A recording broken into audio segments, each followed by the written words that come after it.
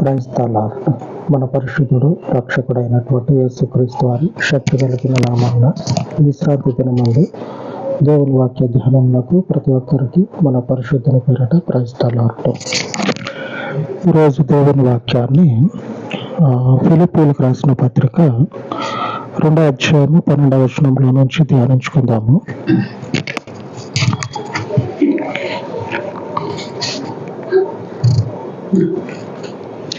భయంతోనూ వణుకుతోనూ సొంత రక్షణను కొనసాగించుకొనుండి.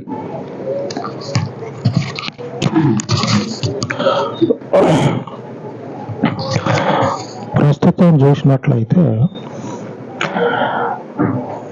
మనుషుల హృదయాలలో, జీవితాల్లో ఏదన్నా ఒక ఉపద్రవం అనేది సంభవిస్తూ ఉంటే నిన్న మొన్న ఉన్నట్లుగా నెమ్మదిగా అయితే ఉండరు. ఆ ఉపద్రవానికి తగ్గట్లుగా వచ్చేటువంటి పరిస్థితికి తగ్గట్లుగా వాళ్ళని వారు సిద్ధపరచుకుంటూ ఉంటారు. ఇదే మాట దేవుని అడుగు జాడల్లో నిలబడ్డ వాళ్ళకి అతికినట్టు సరిపోతుంది. ఇదే మాట 2000 సంవత్సరాల కిందట దేవుని ప్రజలకి దేవుడు కూడా ఇలాగనే చెప్పిండు. ఇదే మాట చెప్పిండు. భయం కలిగి, జాగ్రత్త కలిగి, మీకు ఏదైతే కలిగిందో దేవుని ద్వారా దానిని కొనసాగించమని. ఈరోజు రేపు ఏదన్నా ఆపద అనేది వస్తూ ఉంటే మనుషుడు అనేటువంటి వాడు ఎవడు కూడా నెమ్మదిగా ఉండడు. 2000 సంవత్సరాల కిందట చెప్పబడినటువంటి దేవుని వాక్యము ఈ రోజు కూడా అలాగనే చెప్తా ఉంది. కాకపోతే ఆ భయము, ఆ ముందుగానే సిద్ధపడేటువంటి ఆ ఆలోచన అనేది లేకుండా పోతుంది ఇప్పుడున్న వాళ్ళకి. దేవుడు ఆ రోజు కూడా ఇదే ఉద్దేశంతో చెప్పిండు. మీరు భయము కలిగి మీకు ఎదురయ్యేటువంటి పరిస్థితుల్ని ఎదుర్కొనేటట్లుగా జీవించాలి. కాబట్టి మీకు కలిగినటువంటి దానిని మీరేం చేస్తారంటే కొనసాగించేటట్లుగా జాగ్రత్త కలిగి ఉండండి. క్రొత్త నిబంధన గ్రంథంలో నుంచి కొద్దిమంది దేవుని వారిని జ్ఞాపకం చేసుకుంటే వాళ్ళు దేవునిని ఎరగనటువంటి సందర్భం నుంచి దేవునిని ఎరిగి వాళ్ళ జీవితాల్లో వారికి కలిగినటువంటి దేవుని యొక్క చిత్తాన్ని గైకొన్న తర్వాత బహు జాగ్రత్త కలిగి వాళ్ళ యొక్క ఆత్మీయ జీవితాన్ని కట్టుకోవటంతో పాటుగా కొనసాగించారు. ఇప్పుడు ఈ కట్టుకోవటం ఒకటి, ఈ కొనసాగించటం ఒకటి, ఇవన్నీ లేకపోగా కట్టుకోవటము లేదు, కొనసాగించటం కూడా లేదు. ఇవి లేకపోగా పేరుకే పేరు తగిలించుకొని ఆ పేరు పెట్టుకొని ఒక భయం అనేది లేకుండా బతుకుతా ఉన్నారు. అసలు దేవుని ఉద్దేశం ఎలాగున్నదంటే 2000 సంవత్సరాలకు పూర్వము దేవుని ఉద్దేశం ఎలాగున్నదంటే మీకున్నటువంటి ఆత్మీయ స్థితిని రేపో మాపో మీదకి ఏదైనా ఉపద్రవము, అపాయం అనేది వస్తే ఎలాగ జాగ్రత్త కలిగి ఉంటారో అట్టి జాగ్రత్తను కలిగి ఉండమని దేవుడు చెప్తా ఉన్నాడు. ఆయన యొక్క ఉద్దేశం ఏంటంటే ఆత్మీయ జీవితంలో మీకు కలిగినటువంటి ఆత్మీయ స్థితిని విడిచి పడిపోకుండా ఆ ఆత్మీయ జీవితాన్ని కొనసాగించుకుంటా దేవునిలో నిలబడి ఉండమని చెప్తా ఉన్నది. ఈ రోజు అయితే అట్టి మనుషులు కానీ అటువంటి స్థితిని కానీ గైకొనేటువంటి వాళ్ళు స్వల్పం, తక్కువ మంది, లేరని కాదు, ఉన్నారు. కాకపోతే దేవుని యొక్క ఉద్దేశానుసారంగా అనేకులు లేకుండా ఉన్నారు. దేవుని ఉద్దేశం ఏంది? దేవుని మార్గాన్ని అనుసరించే వారందరూ కూడా ఇదే స్థితిని కలిగి ఉండాలని. ఇదే ఆత్మీయ జీవితాన్ని చివరి దాకా అలర్ట్ అయ్యి ఉండి, చివరి వరకు వాళ్ళు తెగువ కలిగి ఉండి వాళ్ళ ఆత్మీయ జీవితాన్ని కొనసాగించాలని దేవుని ఉద్దేశం. అప్పుడున్నటువంటి వారిని మనం ఒకసారి చూసినట్లయితే వాళ్ళ జీవితాల్లో ఆత్మీయ స్థితిని ఒకానొక సందర్భంలో పోగొట్టుకున్న పరిస్థితి. ఒకానొక సందర్భంలో దేవుని ద్వారానే వాళ్ళకు వచ్చినటువంటి ఆ ఆత్మీయ స్థితిని ఏం చేశారంటే ఒక స్థిరమైనటువంటి ఆలోచన లేకుండా కొనసాగినటువంటి వారికి దేవుడు వారికి ఉన్నటువంటి స్థితిని తెలియజేసి వారిని స్థిరపరిచినట్లు కనపడుతుంది. ఆ తర్వాత వాళ్ళకి కలిగినటువంటి స్థితి నిద్రపోయి లేకపోతే అల్లరి చిల్లరగా ఉండి కొనసాగించేది కాదు. నిద్రపోయి ఆడతా పాడతా అల్లరి చిల్లరగా ఉండి కొనసాగించేది అయితే కాదు అని తెలుసుకొని ఎప్పుడు కూడా వారి జీవితము ముగింపు వరకు వాళ్ళు ఆత్మీయంగా సైనికుల్లాగున్నారు.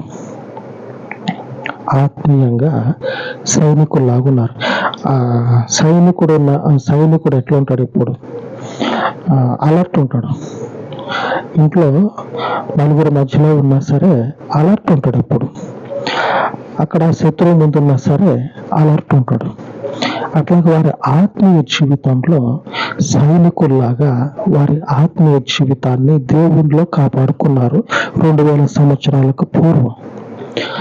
అప్పుడు చెప్పినటువంటి దేవుని వాక్యమే ఈరోజు కూడా వాక్యం సెలవిస్తూ ఉంది. ఇప్పుడున్నటువంటి దేవుని ప్రజలు సైనికుని వలె ఉండటానికి ఏమాత్రం కూడా ఇష్టపడకుండా ఉన్నారు. ఆ స్థితిని ఇష్టపడకుండా నేను సైనికుడిని అని చెప్పానని దేవునిని అనుసరించేటువంటి వారు ఆలోచించాల్సింది ఏంటంటే ఆత్మీయంగా బలపరచబడకుండా, ఆత్మీయంగా సైనికుని వలె పనిచేయకుండా ఉంటే ఆ జీవితానికి ఒక అర్థం అనేది ఉండదు. మనము ప్రయాణించేటువంటి ఈ ఆత్మీయ ప్రయాణము చేరాల్సినటువంటి గమ్యస్థానానికి చేరదు. అది ఎక్కడో ఒక దగ్గర ఆగిపోతుంది. ఆగకుండా ఒక నిబద్ధత కలిగి ఆత్మీయ జీవితము ఆగకుండా ఆయన తీర్మానించినటువంటి, ఆయన నిర్ణయించిన స్థలానికి చేరాలంటే సైనికుని వలె ఆత్మీయంగా జీవించాలి. లేఖనాల్లో చూద్దాం. అంతకు మునుపు ఉన్నటువంటి దేవుని ప్రజలకి దేవుడు చెప్పినటువంటి విషయాన్ని ధ్యానించుకుందాం. మత్తయి సువార్త 26వ అధ్యాయము పేజీ నెంబరు 27వ వచనం. 26వ అధ్యాయము 31వ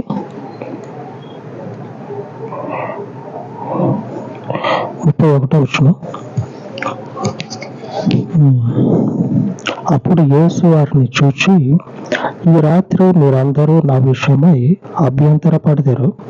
ఏలయనగా గొర్రెల కాపరిని కొట్టుదును, మందలోని గొర్రెలు చెదరిపోవును అని రాయబడి ఉన్నది కదా. సంభవించబోయేదాన్ని, మనకు ఆత్మీయంగా సంభవించబోయేటువంటి దానిని దేవుడు ముందుగానే చెప్తా ఉన్నాడు.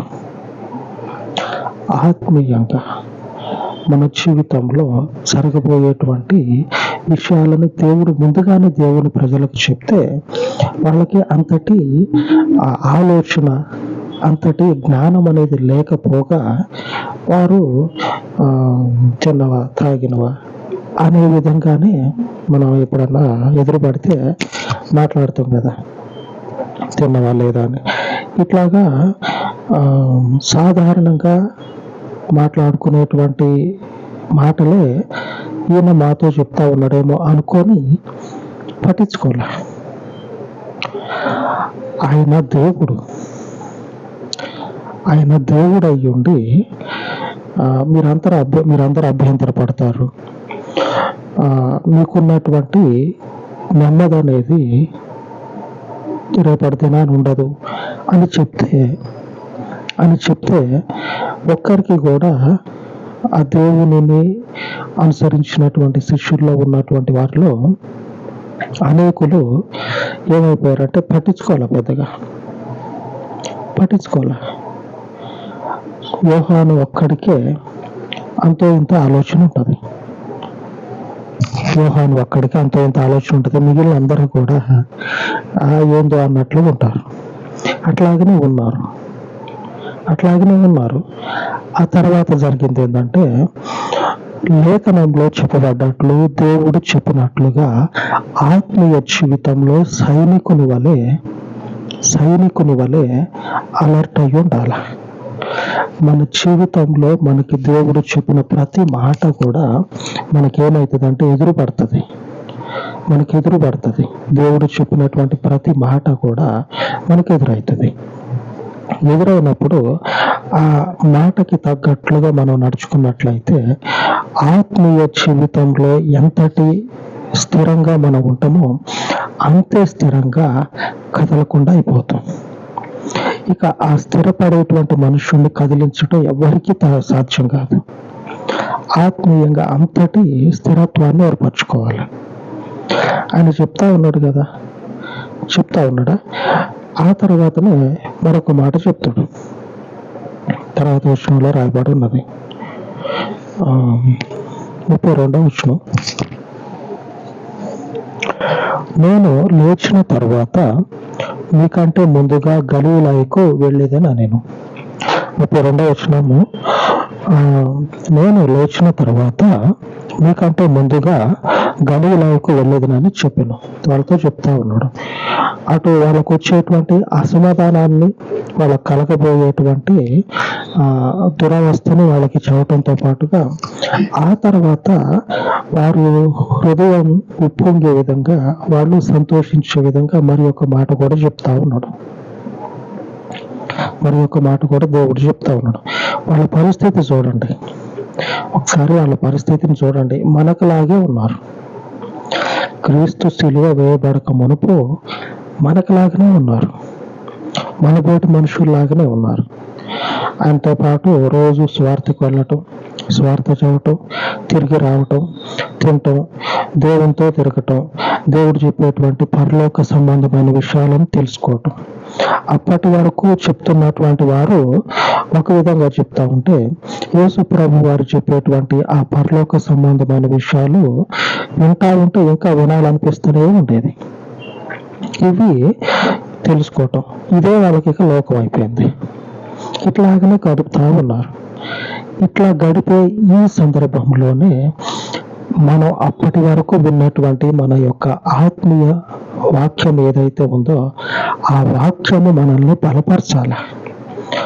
అందుకే కదా మన ముందుకు వచ్చినటువంటి సమస్య ఏదైనా సరే ఆ సమస్యకి వాక్యము ద్వారా పరిష్కారాన్ని కనుగొనాలి. వాక్యము ద్వారా కలవరాలకి, లేకపోతే ఆందోళనకి, లేకపోతే బలహీనతకి గురైతే వాక్యం అనేది మనలో నిలబడి ఉండదు.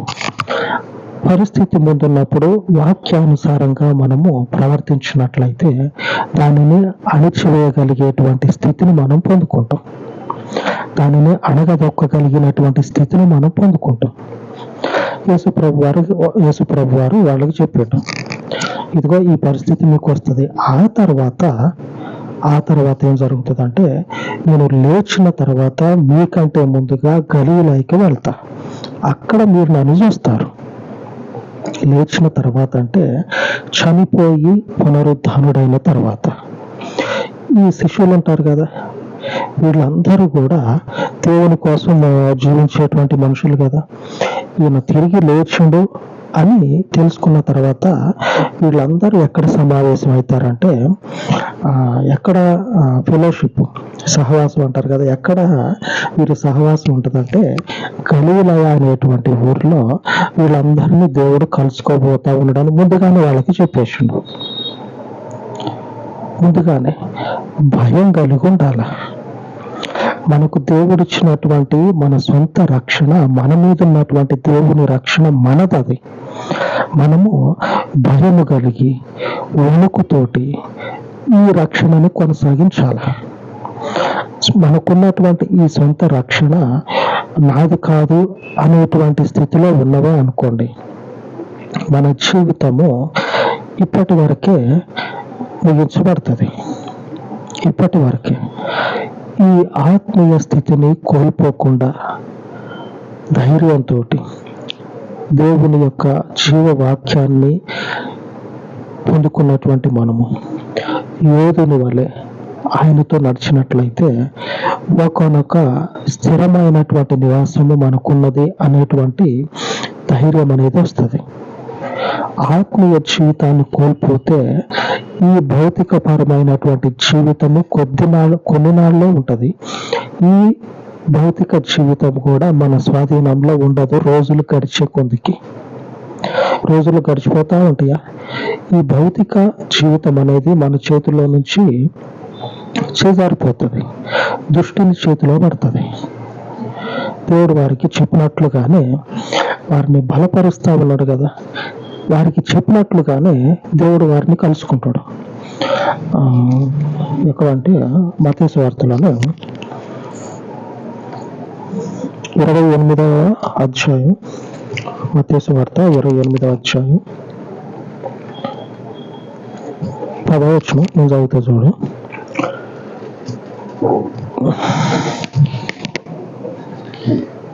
మత్తయి సువార్త 28:10. యేసు భయపడకుడి, మీరు వెళ్ళి నా సహోదరులు గలిలయకు వెళ్ళవలెననియు వారు అక్కడ నన్ను చూతురని వారికి తెలుపుడా నేను.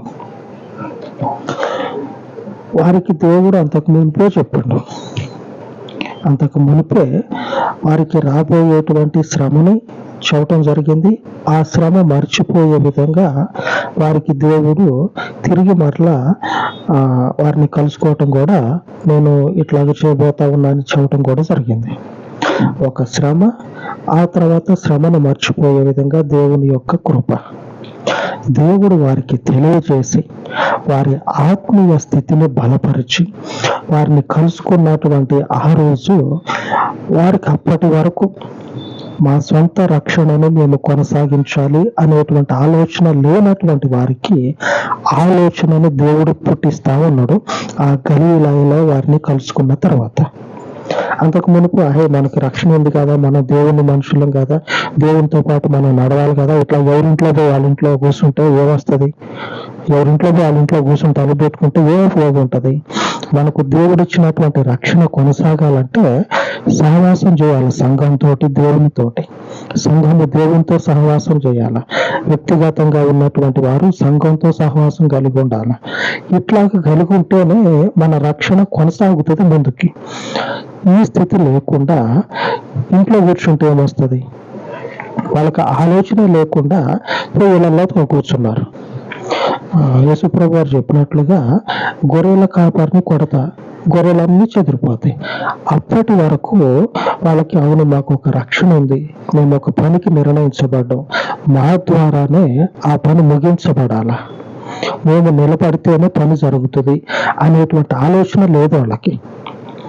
దేవుడు వారికి హెచ్చరిక చేసి వారిని బలపరుస్తా ఉన్నాడు. ఇప్పుడంటే పునరుద్ధానము తర్వాత దేవుడు వారికి చెప్పినట్లుగానే జరిగిపోయినాయి అన్ని. వాళ్ళ జీవితాల్లో దేవుడు ఏదైతే ఉద్దేశించిండో అది వారికి దేవుడు జరిగించిన తర్వాత అప్పుడు వారికి మైండ్లోకి దేవుని ఉద్దేశము నాటుకుపోతుంది. 2000 సంవత్సరాల కిందట వాళ్ళ హృదయంలో నాటుకున్నటువంటి ఆ దేవుని వాక్యము అంతము వరకు వారి జీవితాలను కొనసాగించేటట్లు చేసింది. అంతము వరకు ఎందుకు ప్రయాసపడ్డారంటే, ఎందుకు వారు దేవుని కొరకు నిలబడ్డారంటే, దేవునిలో వారి జీవితాన్ని ఎందుకు ముగించుకున్నారంటే, వారికి ఒక స్థిరమైనటువంటి పట్టణం ఉంది, దేవుని చేత సిద్ధపరచబడినటువంటి దేవుని నివాసం ఉన్నది. ఆ నివాసము కొరకు భయముతోనూ వణుకుతోనూ జాగ్రత్త కలిగి ఆయన మనకిచ్చినటువంటి ఆయన యొక్క జీవ వాక్యాన్ని హృదయమందు నిలుపుకొని ఇంట్లో కూర్చోవటం కాదు, దేవునిని విడిచిపెట్టి బయట తిరగటం కాదు, దేవునితో పాటే ఆయన మార్గంలో నడవాలి. దేవునితో పాటుగా ఆయన ఉద్దేశాన్ని నెరవేర్చేటువంటి వారిగా ఆయనతో నడవాలి. అప్పుడు ఏం జరుగుతుందంటే ఆ వాక్యం అనేది మన హృదయంలో, మన జీవితంలో స్థాపించబడుతుంది. భయం కలిగి ఉండాల. ఈ జీవితము, ఆత్మీయ జీవితం అనేది, క్రైస్తవ జీవితం అనేది అన్య జనాంగము బ్రతుకుతున్నట్లుగా భౌతికపరమైన జీవితం లాంటిది కాదు. భౌతికపరమైనటువంటి జీవితము రోడ్డు పక్కన విత్తనాలు పడతాయి, అటువంటి విత్తనాలతో సమానం భౌతికపరమైన జీవితం. అది మొలవచ్చు, మొలక రాకముందే ఆ భూమిలోనే చావచ్చు, మొలకు వచ్చిన తర్వాత ఎవడో ఒకడు దాన్ని పొలగించవచ్చు.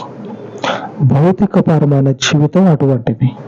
కానీ ఆత్మీయ జీవితం ఏం చేస్తుందంటే ఆత్మీయంగా ఆయనతో పాటు మనం నడుచుకునేటువంటి ఆ స్థితిని బట్టి భౌతిక జీవితము కూడా స్థిరపడి ఉంటుంది. భౌతిక జీవితం, ఆ భౌతిక జీవితాన్ని ఇదే భయాన్ని కొనసాగించి దేవుని ముందు మనం నిలబడ్డాం, దేవునితో పాటు మనం నడుచుకుంటా ఉన్నాం, మనకి భయం అనేది ఉండాలా అనేటువంటి ఆలోచన ఎవరికైతే ఉన్నదో వారందరూ కూడా దేవుని యొక్క సన్నిధిలో, ఆయన పరిశుద్ధ పట్టణంలో నిలబడేటువంటి వాళ్ళమని దేవునితో పాటు నడుచుకుంటూ వెళ్ళారు ఆయన పట్టణానికి. లేఖనం చదువుకుందాం ఒకసారి. లేఖనంలో రాయబడి ఉంటుంది, హెబ్రీయులకు రాసిన పత్రిక 11వ అధ్యాయము 16వ వచనం, పేజీ నంబరు 207, పేజీ నంబరు 207, 11వ అధ్యాయము 16వ వచనం. 11, 16.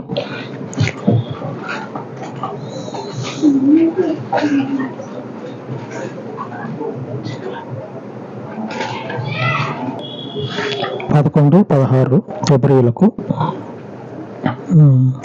అయితే వారు మరీ శ్రేష్టమైన దేశమును అనగా పరలోక సంబంధమైన దేశమును కోరుచున్నారు. అందుచేత తాను వారి దేవుడనని అనిపించుకున్నటకు దేవుడు వారిని గూర్చి సిగ్గుపడడు. ఏలయనగా ఆయన వారి కొరకు ఒక పట్టణము సిద్ధపరిచి ఉన్నాడు. ఈ పట్టణము కొరకే, దేవుడు సిద్ధపరచుచు ఉన్నటువంటి ఈ నివాసము కొరకే తాత్కాలిక నివాసము కాక శాశ్వత దేవుని చేత నిర్మించబడుచున్నటువంటి ఈ నివాసము కొరకు పోరాడుతూ ఉన్నారు. దీని కొరకే మీరు కూడా ప్రయాసపడండి అని అపోస్తలుడైనటువంటి పౌలు మొదటిగా మనం చదువుకున్నటువంటి వచనంలో సంఘానికి హెచ్చరిక చేస్తా ఉన్నాడు.